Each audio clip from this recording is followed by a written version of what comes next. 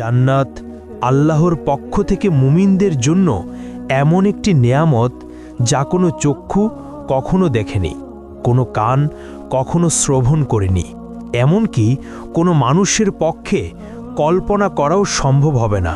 সোজা কথায় জান্নাতের তুলনা কেবল জান্নাত, দুনিয়ার কোনো কিছুর সাথে তার তুলনা হয় না। এই ভিডিওতে আমরা কোরআনের আলোকে সেই জান্নাতের বর্ণনা শুনব, যার দৃশ্যগুলো শক্তিশালী এআই দ্বারা তৈরি, যা কেবল বোঝার সুবিধার্থে প্রতীকী রূপে ব্যবহার করা হবে। ভয়াবহ হাসরের ময়দানে যখন মানুষের জীবনের প্রতিটি কর্মের হিসাব নেওয়া হবে, তখন কারো ভাগ্যে জান্নাত নির্ধারিত হবে, আবার কারো ভাগ্যে জাহান্নাম। এবার কল্পনা করুন, আল্লাহর রহমতে আপনি সেই সৌভাগ্যবান বান্দাদের একজন যাদের জান্নাত নসিব হয়েছে। আপনি দাঁড়িয়ে আছেন জান্নাতের দরজায়। চিরশান্তির সুন্দর জীবন কয়েক কদম দূরেই আপনার জন্য অপেক্ষা করছে, কিন্তু ভেতরে প্রবেশের আগে আপনাকে সম্পূর্ণভাবে পরিশুদ্ধ হতে হবে। আপনার শরীর থেকে দুনিয়ার সব অবশিষ্ট দূর করতে হবে। তখন আপনাকে বিশেষ এক নদীতে গোসল করানো হবে। সেই নদীর পানি আপনার সব দুর্বলতা ও ত্রুটি দূর করে ফেলবে। আপনার শরীরের সব লোম অদৃশ্য হয়ে যাবে, দাড়ি, গোঁফ, এমনকি শরীরের অন্যান্য পশমও উধাও হয়ে যাবে। ফলে আপনি হবেন ৩৩ বছরের টকবগে সুদর্শন মানুষ। কিন্তু এখনও আপনি পুরোপুরি প্রস্তুত নন, আরও কিছু ধাপ বাকি আছে। অতঃপর আপনার জন্য প্রস্তুত করা বিশেষ এক ঝর্ণা থেকে আপনি পানি পান করবেন। এতে আপনি হবেন সম্পূর্ণ পবিত্র, ভিতর থেকে এবং বাহির থেকে পুরোপুরি জান্নাতের জন্য প্রস্তুত। তারপর আপনি দাঁড়াবেন সেই ফেরেশতার সামনে, যার দায়িত্ব হলো আপনার জন্য দরজা খুলে যাওয়া। তার নাম হলো রিদওয়ান। যাই হোক, জান্নাতের দরজার কথা বলতে গেলে জান্নাতের মোট ৮টি দরজা রয়েছে। প্রতিটি দরজা দিয়ে মানুষ জান্নাতে প্রবেশ করবে ভিন্ন ভিন্ন আমলের ভিত্তিতে। আপনি কোন দরজাতে প্রবেশ করবেন তা নির্ভর করবে আপনার আমল ও এই দুনিয়ায় তুমি কেমন জীবন কাটালে তার উপর। জান্নাতের প্রতিটি দরজার আলাদা আলাদা নাম রয়েছে, তবে সবগুলোর উপরে একই বাক্য লেখা, লা ইলাহা ইল্লাল্লাহু মুহাম্মাদুর রাসূলুল্লাহ। যারা দুনিয়াতে নিয়মিত নামাজ আদায় করেছে তারা প্রবেশ করবে সালাত নামক দরজা দিয়ে। আর দ্বিতীয় দরজা রাইয়ান, যারা রোজা রেখেছে এই দরজা তাদের জন্য। তৃতীয় দরজা হলো সাদাকা দরজা, যারা সবসময় অল্প হলেও দান করেছে এই দরজা তাদের জন্য। চতুর্থ দরজা হলো জিহাদ দরজা, যারা আল্লাহর পথে সংগ্রাম করেছে তাদের জন্য এই দরজা। পঞ্চম দরজা হলো হজ দরজা, যারা মক্কায় গিয়ে হজ আদায় করেছে তাদের জন্য। ষষ্ঠ দরজা হলো কাজিমুল গাইজ দরজা, যারা সবচেয়ে কঠিন মুহূর্তেও নিজেদের রাগ নিয়ন্ত্রণ করেছে এই দরজা কেবল তাদের জন্য। সপ্তম দরজা হলো আমান দরজা, যারা হিসাব নিকাশ ছাড়াই জান্নাতে প্রবেশ করবে এই দরজা তাদের জন্য। আর অষ্টম দরজা হলো জিকির দরজা, যাদের হৃদয় সর্বদা আল্লাহকে স্মরণ করেছে এই দরজা তাদের জন্য। যখন জান্নাতীরা দাঁড়িয়ে থাকবে তাদের নিজ নিজ দরজার সামনে, তখন জান্নাতের দরজা খুলতে শুরু করবে। তখন আপনি অনুভব করবেন এক মৃদু উষ্ণ বাতাস আপনার মুখে লাগছে, এমন বাতাস আপনি কখনো অনুভব করেননি। তারপর সেই সুবাস এমন যে আপনার আত্মাকে ছুঁয়ে যায়, এত সুন্দর, এত অনন্য যে প্রায় আপনি মূর্ছা যাবেন। দুনিয়ার সবচেয়ে উৎকৃষ্ট সুগন্ধিও তার সাথে তুলনা করা যায় না। সব ব্যথা, অনুশোচনা আর দুঃখ আপনার ভেতর থেকে মুছে ফেলা হবে। বাকি থাকবে কেবল সুন্দরতম অনুভূতি, যাতে আপনি জান্নাতের নিয়ামত পূর্ণভাবে উপভোগ করতে পারেন। অবশেষে আপনি প্রবেশ করলেন জান্নাতে। কি শান্তি! আপনার জন্য সেখানে আছে জীবন, যার কখনো শেষ হবে না। আপনার জন্য আছে স্বাস্থ্য, ফলে আর কখনো অসুস্থ হবেন না। আপনার জন্য আছে যৌবন, ফলে আর কখনো বুড়ো হবেন না। আপনার জন্য আছে সুখ, ফলে আর কখনো দুঃখ পাবেন না। আপনি জান্নাতে প্রবেশ করতেই ফেরেশতারা আপনাকে স্বাগত জানাবে আর বলবে, আল্লাহর পক্ষ থেকে তোমার উপর শান্তি বর্ষিত হোক, স্বাগতম, এখানে চিরকাল থাকো। প্রথমে আপনাকে দেওয়া হবে প্রাসাদ, বাগান ও পুকুর সহ। তারপর আপনার হৃদয় যা চায় তাই আপনাকে দেওয়া হবে। একটিও বাদ যাবে না। হ্যাঁ বন্ধু, এটাই জান্নাত। এমন এক জায়গা যেখানে নেই কোনো দুঃখ, নেই কোনো ভয়, নেই বার্ধক্য, নেই ব্যথা। এমন এক জায়গা যেখানে রয়েছে সব সৌন্দর্য যা আপনি জানেন এবং জানেন না। আপনি বসবাস করবেন এমন ঘরে যা তৈরি হয়েছে সোনা ও রূপার ইট দিয়ে। মরক্কা হিসেবে ব্যবহার হয়েছে মিশক, কঙ্কর হলো মুক্তা ও রুবি এবং মাটি হলো জাফরানের। আপনি ফিরে এসেছেন সেই জায়গায় যেখানে আপনার সৃষ্টি হয়েছিল প্রথমবার। অতঃপর ফেরেশতারা আপনার সাথে কথা বলবে। তারা জিজ্ঞেস করবে, সবে তুমি জান্নাতে প্রবেশ করেছো, এখন বলো তুমি কি চাও। উত্তরে আপনি বলবেন, আমি ইতোমধ্যেই আমার রবের অসংখ্য নিয়ামত ও উপহার দেখেছি, আমাকে আরেকটু সামনে যেতে দাও এবং আরও উপভোগ করতে দাও। তখন ফেরেশতারা উত্তর দিবে, এগুলো তো কেবল সূচনা, তুমি এখনো কিছুই দেখোনি, এর চেয়েও মহান নেয়ামত তোমার জন্য অপেক্ষা করছে। অতঃপর আপনি এগিয়ে চললেন। আপনার সামনে উদিত হলো এক প্রাসাদ যা পুরোপুরি খাঁটি সোনার তৈরি। এর বারান্দাগুলো মুক্তার মতো ঝলমল করছে। আপনি যতই কাছে যান, কিছু দাসদাসী উপস্থিত হয়। তাদের রূপ যেন ছড়িয়ে থাকা মুক্তার মতো। তারা হাতে ধরে আছে রূপার থালা ও সোনার পাত্র। তারা সালামের মাধ্যমে আপনাকে অভ্যর্থনা জানায়। আপনিও সালামের জবাব দিলেন। আপনি সিদ্ধান্ত নিলেন এখানেই থেকে যেতে, কিন্তু ফেরেশতারা বলল, এর চেয়েও মহান নেয়ামত সামনে আছে, চলতে থাকো। ফলে অবাক হয়ে আপনি আবার হাঁটতে লাগলেন। এবার আপনি দেখলেন আরেকটি প্রাসাদ যা লালচে রুবি দিয়ে গড়া, এত পরিষ্কার আর উজ্জ্বল যে বাহির থেকে ভিতরের অংশ দেখা যায়। তারপর আপনি তার ভেতরে প্রবেশ করলেন। ভেতরে আছে ৭০,০০০ কক্ষ, অপূর্ব সৌন্দর্য ভরা, যাতে আপনার আত্মা ও দেহ আনন্দে আপ্লুত হয়ে উঠল। প্রতিটি কক্ষে সাজানো আছে খাবারের থালা, ফল, মাংস, পানীয়, সবই আপনার রবের পক্ষ থেকে অসাধারণভাবে প্রস্তুত। তখন আপনি একটি ফলে কামড় দিলেন। তা আপনাকে মনে করিয়ে দেয় আপনার জীবনের প্রিয় সব স্বাদ। তবুও স্বাদটি একেবারেই নতুন, এর আগে কখনো অনুভব করেননি। আপনি এক চুমুক পানীয় পান করলেন, ফলে আপনার হৃদয় ভরে উঠে অবর্ণনীয় সুখে। হঠাৎ একটি দরজা খুলে গেল। ভেতরে প্রবেশ করল আপনার প্রিয়জনেরা, আপনার মা, বাবা, প্রিয়তমা স্ত্রী আর সন্তানেরা। আর কি চাই! আনন্দে আপনার নিঃশ্বাস আটকে যাওয়ার মতো অবস্থা। যেসব মুমিনদের সাথে আপনি পৃথিবীতে চলাফেরা করতেন, তারাও এখন আপনার পাশে। তাদের দেহ ঝলমল করছে আর মুখে সুন্দর হাসি। চতুর্দিকে প্রাসাদ, বৃক্ষ, নদী আর নিয়ামত, সবকিছু কেবল আপনার জন্যই সাজানো। এক সীমাহীন জগৎ যার কোনো সীমানা নেই। অতঃপর ফেরেশতারা আপনাকে পোশাক পরাবে, জান্নাতের জন্য বানানো বিশেষ পোশাক, সবুজ রঙের, সিল্কের মতো হালকা কিন্তু সমৃদ্ধ কারুকার্যময় ব্রোকেডের মতো ভারী। সেই পোশাকে আছে ৭০টি স্তর, প্রতিটি স্তর ভিন্ন রঙে সজ্জিত। পুরো পরিবেশ যেন এক উৎসব, যা শুধু আপনাকে স্বাগত জানানোর জন্য। শান্ত, প্রশান্ত, অসংখ্য দাসদাসী পাশে প্রস্তুত, যে কোনো মুহূর্তে সেবা দেওয়ার জন্য। আপনি বিস্ময়ে ভাবলেন, এখন আমি কি করব, কোথায় যাব? তখন এক আয়োজন শুরু হলো। একটি মেষ আনা হলো এমন এক জায়গায় যা জান্নাতবাসী ও জাহান্নামবাসী উভয়ই দেখতে পায়। কিন্তু এই মেষ সাধারণ প্রাণী নয়, এর নাম মৃত্যু। এরপর যা ঘটে তা আপনার হৃদয়কে চিরস্থায়ী শান্তির আরও কাছাকাছি নিয়ে যায়। একটি ঘোষণা শোনা যায়, হে জান্নাতবাসীগণ, তোমরা জানো এটি কে? তখন জান্নাতবাসীরা মাথা তোলে এবং বলে, হ্যাঁ, এটি মৃত্যু।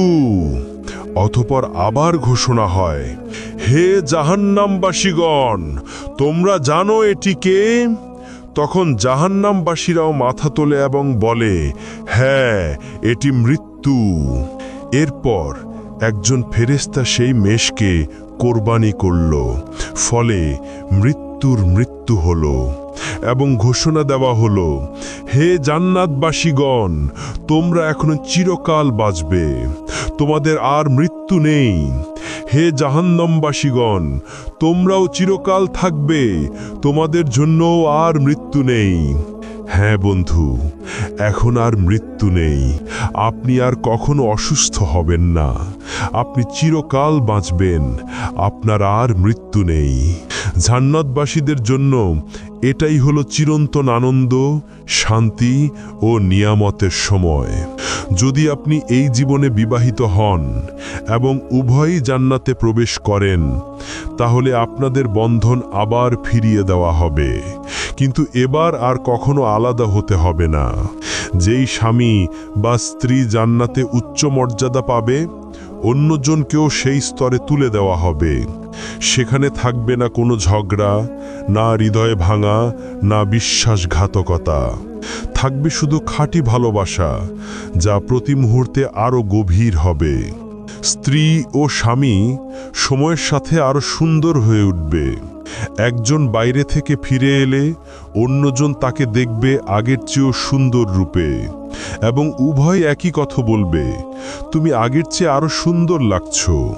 নারীরা এতটাই সুন্দর হবে যে তারা দুনিয়ার সবচেয়ে অপূর্ব নারীদেরও ছাড়িয়ে যাবে তাদের স্বামীদের জন্য।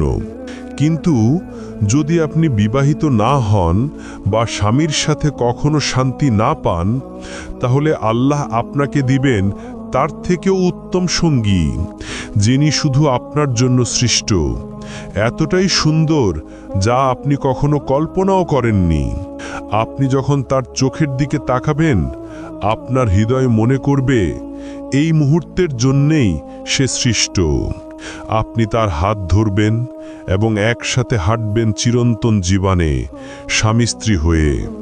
জান্নাতে মানুষ উঠতে পারবে, অসীম উপত্যকা, বৃক্ষ ও পাহাড়ে হেঁটে বেড়াতে পারবে, অথবা মুহূর্তেই এক জায়গা থেকে আরেক জায়গায় টেলিপোর্ট করতে পারবে। মানুষ জান্নাতে চিন্তার গতিতে চলাফেরা করবে, যেমনটা বর্তমানে আত্মা করে। কারণ আত্মা যখন দেহের কারাগার থেকে মুক্ত হয়, সে তখন স্বাধীনভাবে চলে বেড়ায়, স্বপ্নের মতো।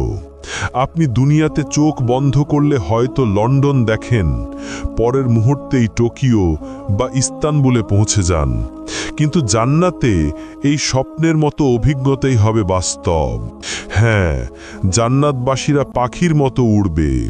তারা বাগান, পাহাড় ও প্রাসাদ ভ্রমণ করবে, যা কোনো চোখ আগে দেখেনি। তারা বন্ধুদের সাথে মিলিত হবে, খাবে, দাবে, গভীর আলাপচারিতা উপভোগ করবে, যা দুনিয়ার আনন্দদায়ক আলাপের চেয়েও উত্তম হবে। তারা ভোজ আয়োজন করবে, নবীদের সাথে বসবে, সরাসরি সাহাবীদের কাছ থেকে তাদের কাহিনী শুনবে, আউলিয়ার সাথে সাক্ষাৎ করবে এবং উষ্ণ আনন্দঘন কথোপকথনে অংশ নেবে, যা দেবে অফুরন্ত আনন্দ। আর দুনিয়ার সবচেয়ে বড় সমস্যা, একাকিত্ব, চিরতরে শেষ হয়ে যাবে। সেখানে আর কেউ একা বোধ করবে না। দুনিয়ার অচেনা মানুষ, গরিব, অসুস্থ, বন্দী, সমাজের তাড়ানো মানুষরা সেদিন তারও ফিরে তাকাবে সব কষ্টের দিকে এবং বলবে, এই কষ্ট তো কিছুই ছিল না। আমার রব আমাকে এমন সৌন্দর্য, বন্ধু আর নেয়ামত দিয়েছেন নিজের সান্নিধ্য থেকে। যদি আমি এর চেয়েও ভয়াবহ কষ্ট ভুগতাম, তবুও আমি সন্তুষ্ট থাকতাম। জান্নাতবাসীরা জান্নাতে কি খাবে এবং কি পান করবে? যখন মানুষরা প্রথম জান্নাতে প্রবেশ করবে, তখন তাদের প্রথম খাবার হবে এক তিমির কলিজা। হাদিসের ভাষ্যমতে এটি সেই তিমির কলিজা যেই তিমি দুনিয়াতে হজরত ইউনুস আলাইহিস সালামকে গিলে নিয়েছিল। আসলে জান্নাতে কোনো খাবারের প্রয়োজন হবে না। সেখানে খাওয়া দাওয়া হবে কেবল আনন্দের জন্য। বিশেষ করে পাখির মাংস এবং ফলমূলের মধ্যে ডালিম, আঙুর, চেরি, কলা এবং খেজুর থাকবে। আর পানীয় হিসেবে থাকবে সোনার পেয়ালায় দুধ, মধু, বিশুদ্ধ পানি, কাফুর ও তাসনিম। জান্নাতবাসীরা এই নিয়ামতগুলো চিরকাল ভোগ করবে, কিন্তু কখনো ক্ষুধা বা তৃষ্ণা অনুভব করবে না। জান্নাতের মূলত 7টি স্তর রয়েছে। ইবনে আব্বাস রাদিয়াল্লাহু আনহু থেকে বর্ণিত একটি রেওয়ায়েতে আমরা এটাই জানতে পারি। প্রথম স্তর, জান্নাতুল ফিরদাউস। এটি জান্নাতের সর্বোচ্চ স্তর। এটি জান্নাতের কেন্দ্রস্থলে অবস্থিত এবং সবচেয়ে মূল্যবান অংশ। এটি সরাসরি আল্লাহ আরশের নিচে। হাদিসের ভাষ্য মতে জান্নাতুল ফিরদাউসে 4টি বিভাগ রয়েছে। 2টি বিভাগে সব কিছু সোনার তৈরি, আর 2টি বিভাগে সব কিছু রূপার তৈরি। কে কে এই ফিরদাউসে প্রবেশ করবে? যারা নামাজে বিনয়া প্রদর্শন করে, যারা নিরর্থক ও অযথা কাজ থেকে বিরত থাকে, যারা যাকাত দেয়, যারা নিজেদের পবিত্রতা রক্ষা করে, যারা আমানত ও ওয়াদা পূর্ণ করে, যারা নিয়মিত নামাজ আদায় করে অবহেলা ছাড়া, তারাই পাবে এই জান্নাতুল ফিরদাউস। আর দ্বিতীয় স্তর হল জান্নাতে আদন। এটি নবী রাসূল, সত্যবাদী, শহীদ ও সৎ মুমিনদের জন্য। এখানে থাকবে কল্পনার অতীত সৌন্দর্য। এর ভেতরে সোনার নদী প্রবাহিত হবে। ফেরেশতারা মুমিনদের অভিনন্দন জানাবে এবং ধৈর্যের জন্য জান্নাতের সুসংবাদ দেবে। তৃতীয় স্তর হল জান্নাতুন নাঈম। এটি নেয়ামত ও শান্তিতে পূর্ণ এক জান্নাত। যা মুমিন চাইবে সব কিছু সেখানে থাকবে। তারা আল্লাহর অনুগ্রহে চিরস্থায়ী আনন্দে বসবাস করবে। আর চতুর্থ স্তর হল দারুল খুলুদ।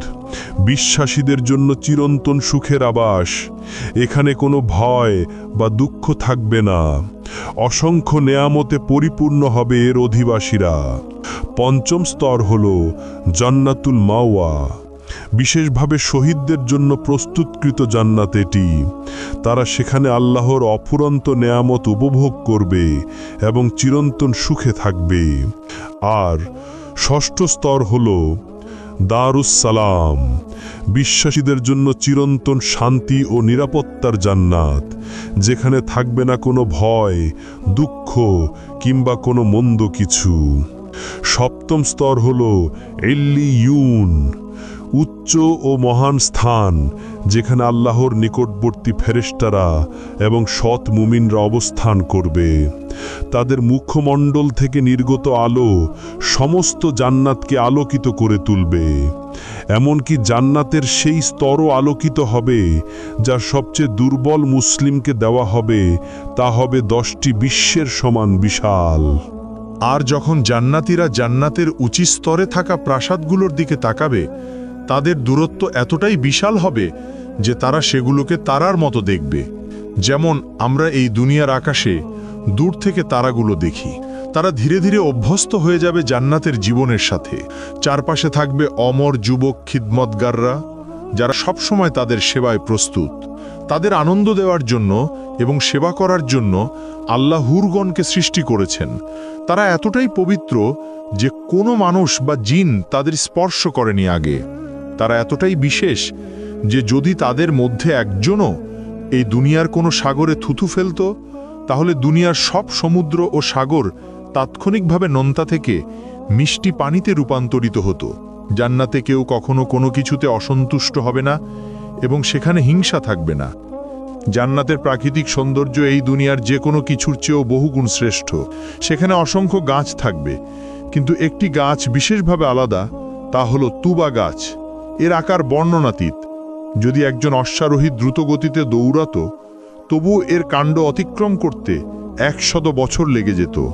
তুবা গাছ এতটাই বিশাল যে এর শাখা প্রশাখা জান্নাতের সব স্তরে পৌঁছায়, প্রতিটি ঘর পর্যন্ত ছড়িয়ে পড়ে, যাতে সবাই এর অনন্ত নেয়ামত ভোগ করতে পারে। জান্নাতের আরেকটি বিস্ময়কর বিষয় হল কাউসার নদী। এটি আমাদের প্রিয় নবীকে বিশেষ উপহার হিসেবে দেয়া হয়েছে। এর পানি দুধের চেয়ে সাদা, মধুর চেয়ে মিষ্টি। এটি প্রবাহিত হয় আল্লাহর আরশের নিচ থেকে সিদরাতুল মুনতাহা হয়ে, তারপর জান্নাতুল ফিরদাউসের ভেতর দিয়ে অবশেষে জান্নাতের প্রতিটি স্তরে পৌঁছে যায়। এই নদীর ঘ্রাণ ও স্বাদ আমাদের আজকের কল্পনারও অতীত। কাউসার নদী ছাড়াও জান্নাতে থাকবে বিশুদ্ধ পানির নদী, যা কখনো নষ্ট হবে না। দুধের নদী, যার স্বাদ কখনো পরিবর্তিত হবে না। মদের নদী, যা পানকারীদের আনন্দ দেবে কিন্তু কোনো নেশা সৃষ্টি করবে না। এবং খাঁটি মধুর নদী। জান্নাতে এক কোমল বাতাস বইবে যখনই আমরা চাইব। যখন তা গাছের পাতার ভেতর দিয়ে বয়ে যাবে, সেই শব্দ হবে এত সুন্দর যে এই দুনিয়ার কোনো কিছুর সাথে তার তুলনা করা যাবে না। আরেক বিশেষ আনন্দ হবে সাপ্তাহিক বাজারে যাওয়া। সেখানে উত্তর দিক থেকে বাতাস বইবে আমাদের মুখমণ্ডল ও পোশাকে। এতে আমাদের সৌন্দর্য ও রূপ আরও বেড়ে যাবে এবং প্রতিবারই আমরা হব আগের চেয়ে অনেক বেশি সুন্দর ও আকর্ষণীয়।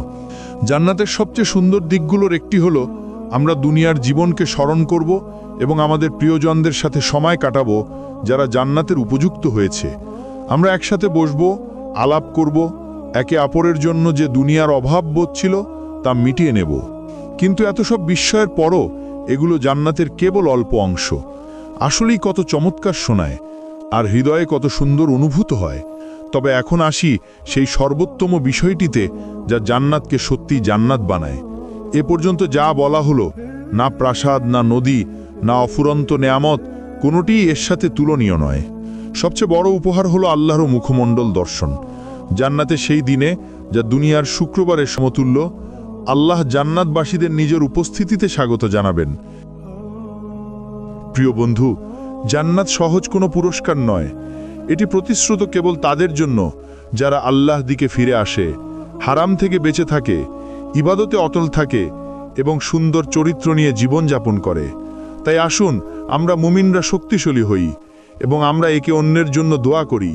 আসুন আমরা সবাই নিজেদের জন্য এবং সব মুসলমানের জন্য দোয়া করি। আল্লাহ আমাদের ক্ষমা করুন, আমাদের প্রিয়জনদের সাথে জান্নাতে মিলিয়ে দিন আর আমাদের সবাইকে সর্বোচ্চ স্থান আল ফিরদাউস দান করুন।